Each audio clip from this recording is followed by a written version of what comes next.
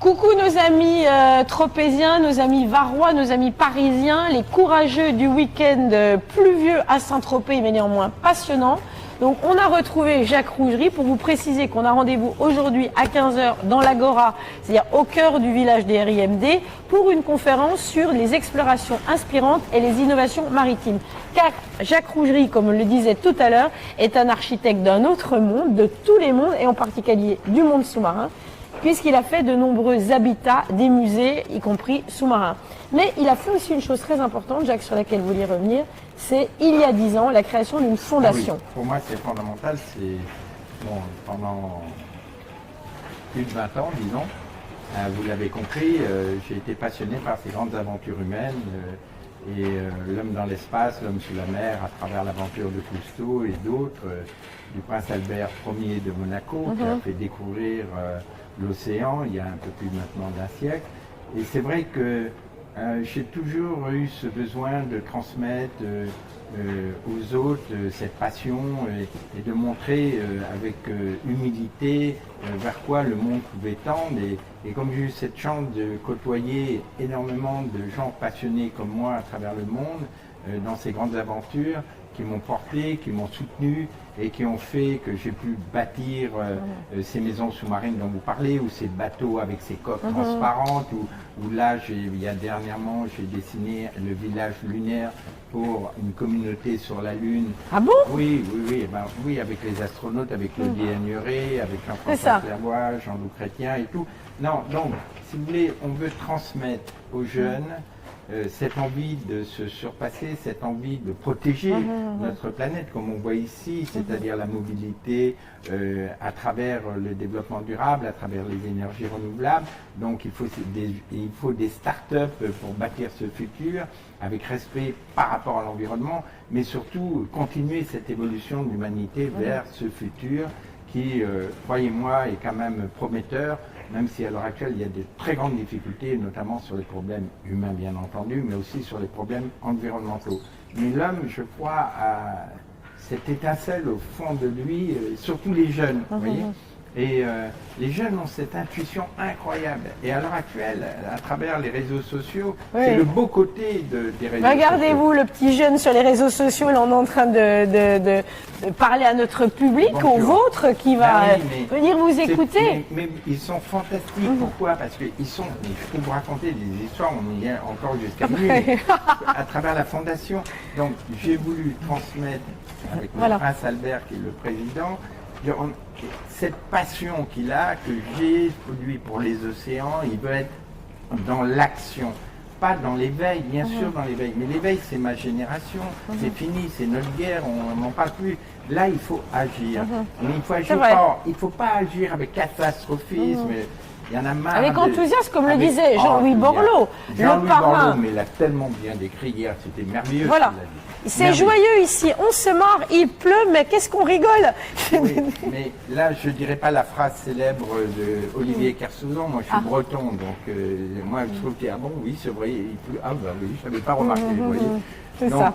Non, on est bien ici, qu'il pleuve ou qu'il pleuve pas, on est bien avec justement tous ces jeunes qui sont en train de nous démontrer. Donc tout ça pour dire que quand vous arrivez dans le cheminement de votre vie et de cette passion et de ces rencontres, vous avez envie d'ouvrir non seulement cette passion, mais aussi les contacts, votre carnet d'adresses, si j'ose m'exprimer ainsi.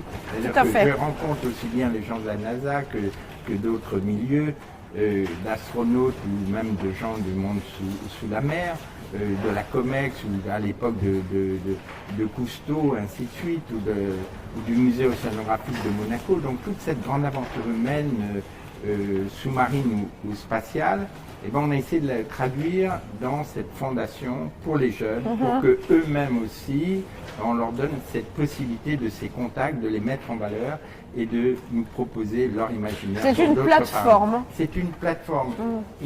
La fondation a 10 ans, il y a plus de 7000 candidats, 135 pays, sur 3 thèmes, 3 grands thèmes. C'est le monde du littoral, l'aménagement du littoral et de la mer, comment on imagine le futur en respect par rapport à l'environnement, en respect par rapport au développement durable. C'est la problématique évidente de la montée du niveau des océans, comment, à une échelle planétaire, suivant les zones géographiques, humaines, économiques, sociétales, un monde ilien, par exemple les Maldives, c'est pas la même problématique que la Hollande, c'est pas la même économie.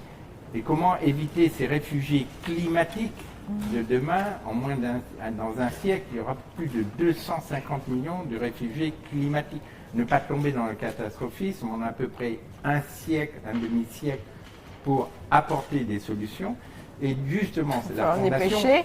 Oui. Non, on a déjà des approches tangibles de solutions, c'est-à-dire que ces jeunes ingénieurs, architectes, sociologues, océanographes se mettent en réseau, ne se connaissent pas, des fois ils sont du MIT, et il y en a un autre qui est à Sydney, il y en a un autre qui est à Berlin, ils se mettent en réseau, ils ne se sont jamais rencontrés pour apporter des solutions, et là c'est incroyable, les projets que nous voyons sont très tangibles et surtout qui tissent un cheminement vers quoi on pourrait tendre. Voilà, parce que nous, on a un imaginaire, mais on est arrivé un peu en bout de course. Vous savez, Michel Serres, il m'apprenait une chose extraordinaire, il me disait, le chaman, eh bien Jacques, c'est fini, enfin c'est pas fini, mais voilà, le chaman, le chef de village, tu vois, tout ça, nous on est arrivé en bout de course, maintenant c'est les jeunes qui nous montrent le chemin.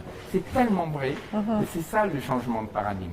C'est les jeunes qui ont l'intuition, ils ne savent pas trop, ils ont leur maladresse, mais une maladresse qui est tellement utile, c'est qu'ils ont l'audace d'imaginer le monde de demain et de nous donner les lignes, et il faut les accompagner. Sans doute. Alors Jacques... Et là, c'est le sens de ce qu'on voit depuis 3 jours encore une Absolument. fois ici. Mais alors là, vous avez parlé d'un truc moi, qui m'intéresse particulièrement, c'est le chamanisme. Oui. Effectivement, les nouvelles générations ne sont pas dans la pensée magique. Ils sont dans des choses très scientifiques.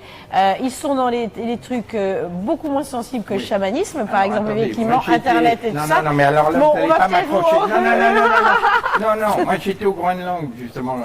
J'étais chez il n'y a pas beaucoup de chamans, hein? Si. Ah oui, si, les Inuits.